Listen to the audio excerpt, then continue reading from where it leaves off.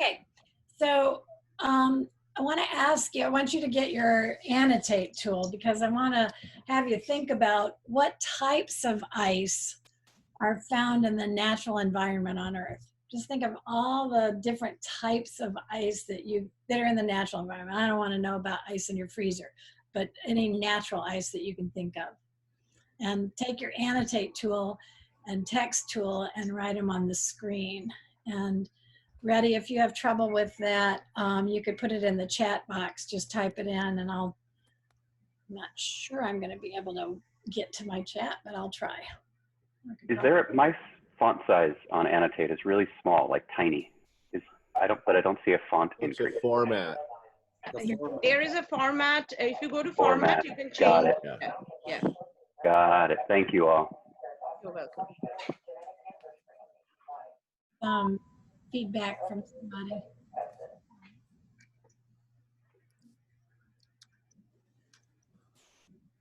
Okay, we're starting to get some things put up here in text. Keep adding to it.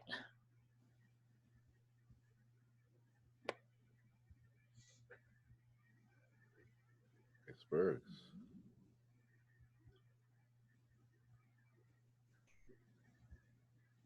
Good stuff. Oh, wow. Okay. Okay, so that's probably good. I hope everybody's had a chance to get something up there. So there's a lot of different kinds of ice, and if the text is too small for you, there's the ones that are really small are like sea ice, permafrost, methane. I think we can see the other things. And what I'm going to do now is take you, first let me pull up the annotate tool because when we go to the next slide, these will be all over the slide. So clear them off.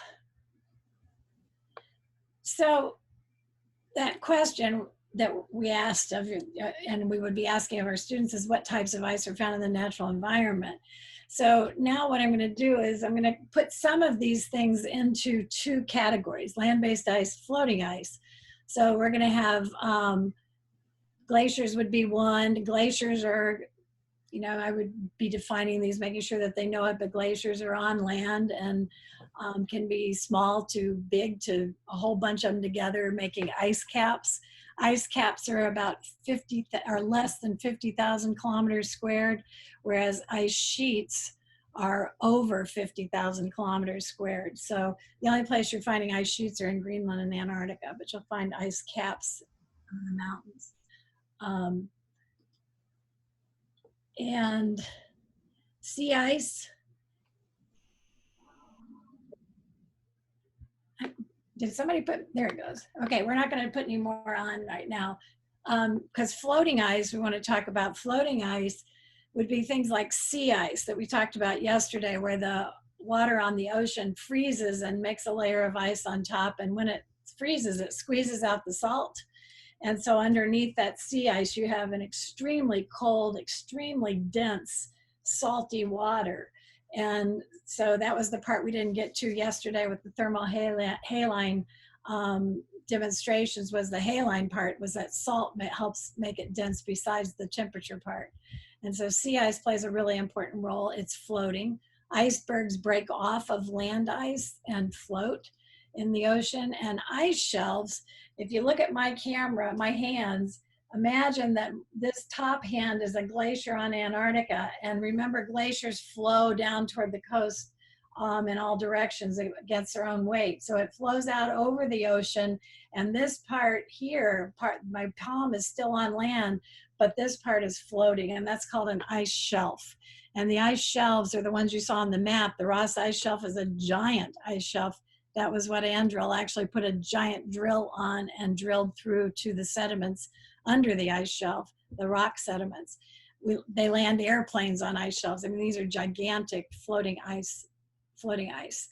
So I want you to be thinking about these two different kinds of ice. We're going to start with land-based ice and floating ice. So I want you to take the ice that you got, and for the land-based ice, you're going to place as much ice as possible on top of the block, the wet foam. The wet foam is your land. So you're going to put as much ice as you can sitting on top of that land. Don't let any of it be in the water. And for floating ice, you're going to put as much as you can in the water side. That's your ocean. Don't let it touch the bottom. Don't put so much that it's sitting on the bottom, but put as much as you can and make it float. I can't see what you're doing very well, so I'm gonna try to look over here and see when you're getting done. Louise, when I put an ice cube on top of the foam, it automatically goes to the bottom. So, and you said you don't want it to touch the bottom? I don't get the ice on the foam? You're gonna put it on the foam and it's gonna sit on the foam, but you don't want it in the water. Yeah, no, the foam can hit the bottom. That's Oh. excellent. If Yeah, the foam can hit the bottom. I'm sorry. down and Okay. gets grounded, that's fine. But the Yeah. foam Okay, is thanks. modeling like a cotton. Yeah, that's your land. And so it's like a glacier sitting on land or an ice sheet on Antarctica or Greenland where it's the ice is actually sitting on land above water. Okay, I'm gonna give you your next direction. You're gonna take that block of ice that you froze, that round block of ice, and you're gonna put it in the grounded ice container but this one does sit on the bottom. And if it floats, you need to pour out some of your water. You want it to be actually grounded ice is part of a glacier that's grounded to the ocean floor, and then that ice goes up on the continent. But it's not a floating shelf. It's actually ice all the way to the bottom of the ocean floor. So this one you need sitting on the bottom.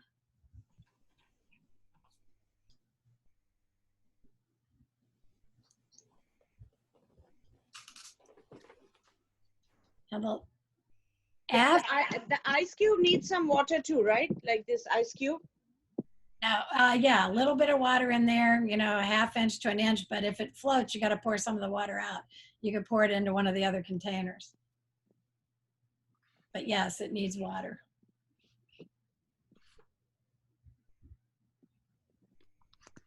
Okay, everybody with me? The last thing after you have your ice in, you're gonna get down eye level with and look at the water after the ice is in, and you're gonna take that vis-a-vis marker and put a line really carefully to mark that water line. And you wanna do it as close as you can. The marker itself may be fatter than water, so either have the top of the fat line above it, so you know you're looking at the bottom to compare if the water rises, or at the top, just kind of know where your marker is. Okay? And you're going to do that on all 3 containers. Mark the ocean level. Because what our question is, remember, is how does melting ice affect sea level? So you're marking sea level right now.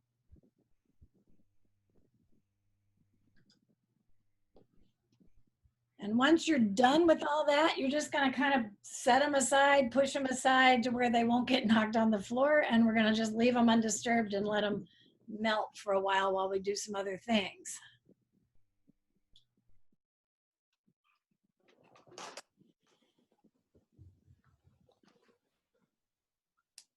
So remove the foam and ice. I'm sorry? Remove the foam and ice after we mark the sea level. No, leave it. Just move that model to the side so that the ice sits on land, the ice sits in the water, the ice sits grounded to the ocean floor. And you're just gonna set them aside with their labels, and we're gonna let them melt and see what happens to sea level. So make sure you've marked it. When you're done with that, there's a chart on the board, but there's not. Why didn't it? The chart isn't going forward. Hang on. There. Finally.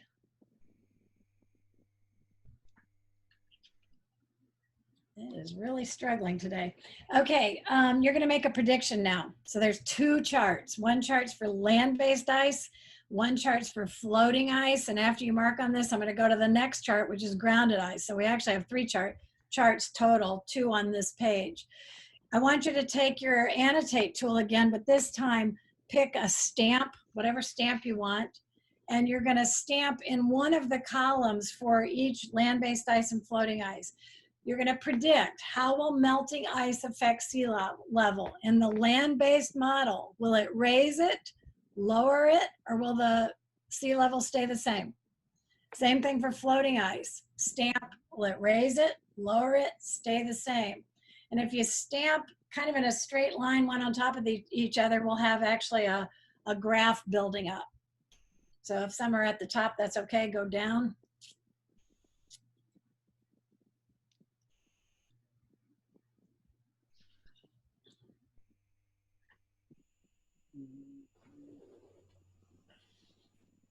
And I would tell my students, what's popular isn't always right, and what's right isn't always popular. So make sure you make a hypothesis before you go to the chart and put your prediction up there.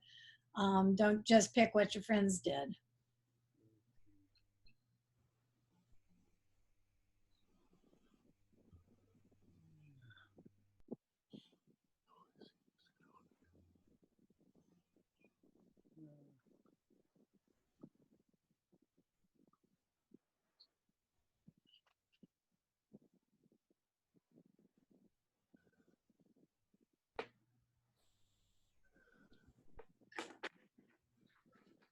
Okay, because of the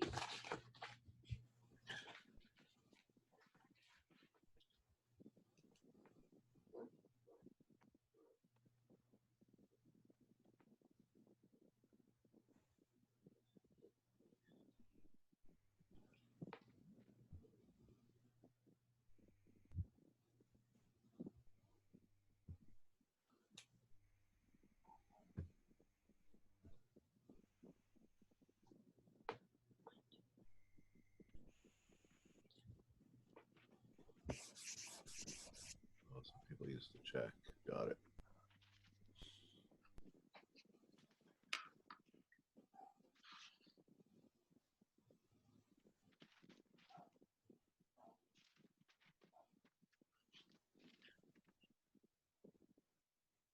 Okay, I'm gonna collect.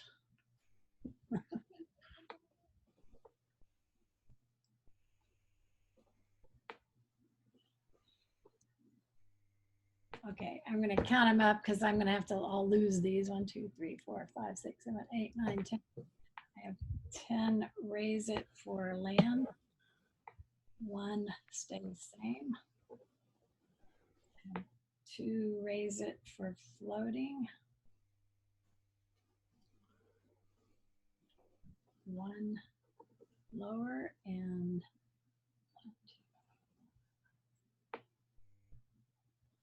8 same. Okay, we're going to do the same thing for grounded ice. So let me take you to that one real quickly. Not as quickly as I'd like, though, obviously.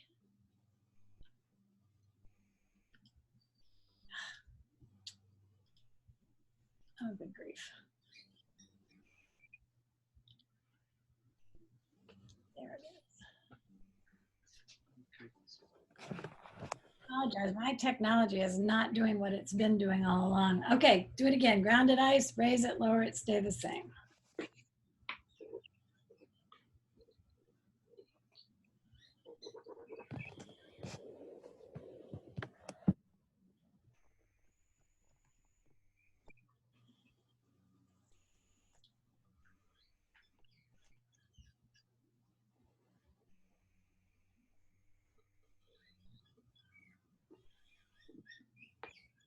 Okay, just a second more and we'll get them up there.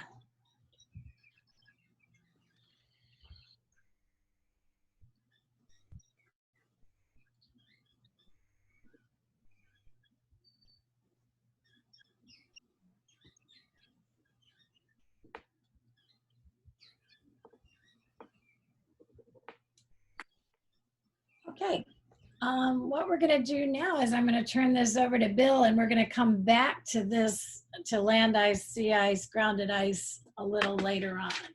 give it time to melt, and we'll come back and take a look at our what you thought and what ended up happening with them. So you're going to take a look at your land ice, sea ice containers and see what's happened. What I'd like you to look for is to see what happened to the sea level. How did that melting ice affect sea level? So land-based ice, floating ice, and grounded ice. So take a look at yours. My grounded ice sea level rose. Okay, yours rose. Did anybody else's rise? Did any grounded ice get lower? No. No, Did it- yeah, there is, so floating ice, Let's did do you wait. Let's do one at a time. How about grounded ice? Did anybody's go up? Up. Up. Okay. Down? Nobody's went down. How about stayed the same? Okay. So it looks like everybody said it went up. Let's look at your land-based ice. the sea level is up? Okay, if it went up, raise your hand if yours went up. If yours went down, raise your hand. Did yours evaporate, Galdoon? You didn't have ice. I don't know. I don't know. You had no ice. And then did anybody stay the same in the land-based ice? Okay, so 2 stayed the same. Interesting. Okay, floating ice. Did it go up? Raise your hand if it went up. Stayed the same. Okay, if it went down, raise your hand. If it stayed the same, raise your hand. Okay, so I'm going to show you what you predicted, and I can almost assuredly tell you that your students won't have quite as easy a time. So this is what you had put on the chart. Land-based ice, most of you said that yours went up also. Floating ice, most of you said it stayed the same. And grounded,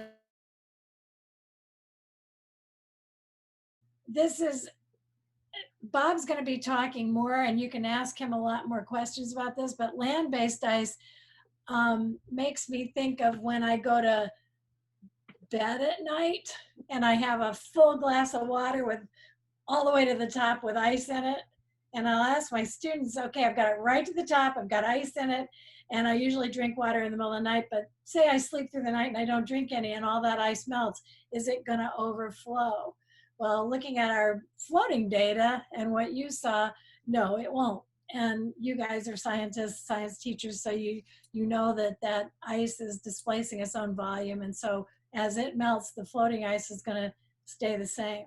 But what about if I had a glass of water next to my bed filled completely to the top, and my husband kept walking by and pouring water into it without me drinking out of it?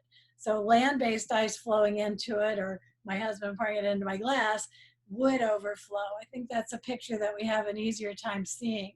Grounded ice is a little more, it's a little more of a mixed bag, and a lot of times you get different ones. I'm happy with that you saw it raised there. It depends on how much of it is underwater, how much of it is melting, and Bob can get into that more. But Russ, earlier I heard you say that yours looked like a mushroom. Is that right? Yeah, yeah, because I had it. I mean, it was extending up maybe a centimeter above the water, so it raised the water a little. Okay. And this one often doesn't get really dramatic differences, but why would it look like a mushroom? We had that happen the first time we did it. And Russ, I think it was actually in yours that we rolled this one out at the last second because some scientists had talked about grounded ice. We're going, oh, we should add that in. Lauren ran downstairs, froze it in Mary's really cold freezer, and we brought it out. And I think it was your year. But there were a couple guys that tried it out, and it came out in a mushroom. Why do you think that might be? And you're asking the group or you're asking me? Any of you, but go ahead, Russ. You probably have an idea. Well, I mean, ice is going to melt faster in water than it is in air. And Okay. so because 3/4 of the ice was in the water, that part will melt faster than the part up in the air because of the, the heat capacity of water versus air.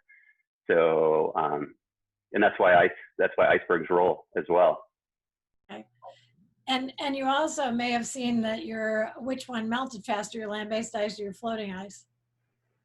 You may have noticed Floating. the floating ice usually does melt faster. Getting back to the mushroom shape, it also depends on the fact that it is touching the bottom and supporting the ice at the top above the water. That's a key factor, because if it was just floating ice, it would melt pretty much without changing its shape the way it did. So in other words, the part that was hitting the bottom of the tray was melting faster than what was above the surface of the water. So that's why accounting for the shape. Okay. You also see, like if it's an ice shelf, what's happening a lot is that the ocean is flowing under it, and it'll be bringing water in and melting underneath and starting to push the grounding lines back. Another issue with these like ice shelves that we talked about that are floating and holding glaciers on land, they're literally buttressing the glaciers on land. They're really concerned about Thwaites Glacier because it has a very big ice shelf, and that ice shelf is beginning to show signs of breaking up.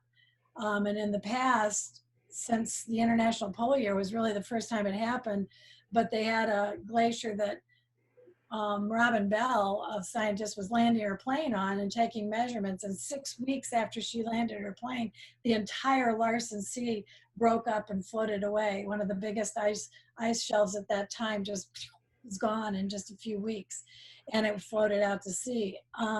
Thwaites is showing signs that it's getting unstable, and it's buttressing a fast-moving glacier behind it. So when that ice shelf goes, it's much more likely that a glacier can move into the sea. And so they're wondering how fast that can happen, how fast the glacier can then flow into the ocean, because you're getting that land-based ice flowing in, and then, you know, raising sea level because it's hitting the water.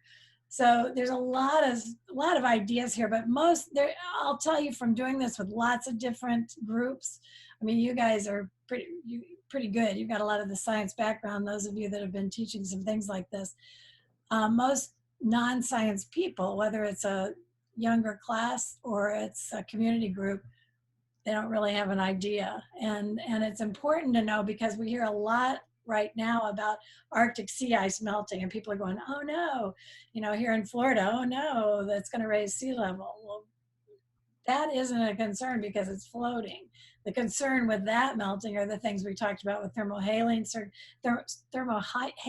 circulation and atmospheric circulation changing, and all of those other issues with the Arctic sea ice. And a very positive feedback, because the Arctic sea ice is white when it's frozen, and so it's reflecting most of its heat back into space, and as it breaks up, the ocean is absorbing it. And so you get a very different albedo between the ice and the ocean, and then that causes a positive feedback. The more ocean that's open, the warmer it gets, and the more ice it melts, and the quicker the Arctic Ocean is melting. So those are some, you know, just some concepts that can come from that very simple example of land ice, sea ice, and a little bit of grounded ice. So, can I mention, I did this exercise in my class without the grounded ice too. Is that okay? We use the Play-Doh. We use the Play-Doh like as a land, because it was sinking, it was attaching. So I wasn't sure if anybody else used it, but if they have any other suggestion. My thing is broke. Like I have this two land. I have a two land. It just broke with this, yeah.